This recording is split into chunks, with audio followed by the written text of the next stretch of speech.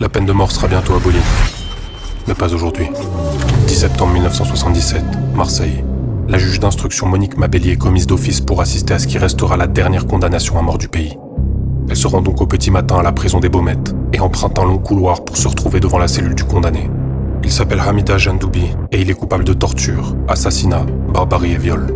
Un sombre passé qui l'aura amené ici et maintenant, ces tout derniers instants. Monique regarde l'homme se faire assister. Il est menotté et conduit à travers le couloir où on l'assoit sur une chaise avant de lui tendre une cigarette. Alors qu'il la fume, le meurtrier se plaint de ses menottes, qu'un garde lui enlève avant que le bourreau ne lui dise une phrase qui fait frissonner Monique. Vous voyez, vous êtes libre. La juge d'instruction regarde la scène, interdite, envahie par des émotions contraires. Elle voit que l'homme est lucide, qu'il sait très bien qu'il va mourir à la fin d'un verre de rhum qu'il boit lentement, pour repousser l'inévitable. Puis on le presse de terminer son verre, et le condamné s'exécute. Cette fois-ci, ça y est, la grande machine carcérale se met en action. Très rapidement, une porte s'ouvre, dévoilant la grande et terrifiante guillotine.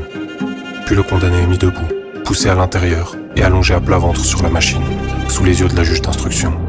Elle assiste aux procédures très rapidement exécutées, mais se tourne instinctivement quand elle entend le son de la lame s'abattre. Puis elle refait face à la scène, et observe le gardien arroser l'indescriptible quantité de sang. Alors, prise d'une révolte froide, Monique Mabelli n'y voit là qu'une tentative hasardeuse d'effacer au plus vite les traces d'un crime.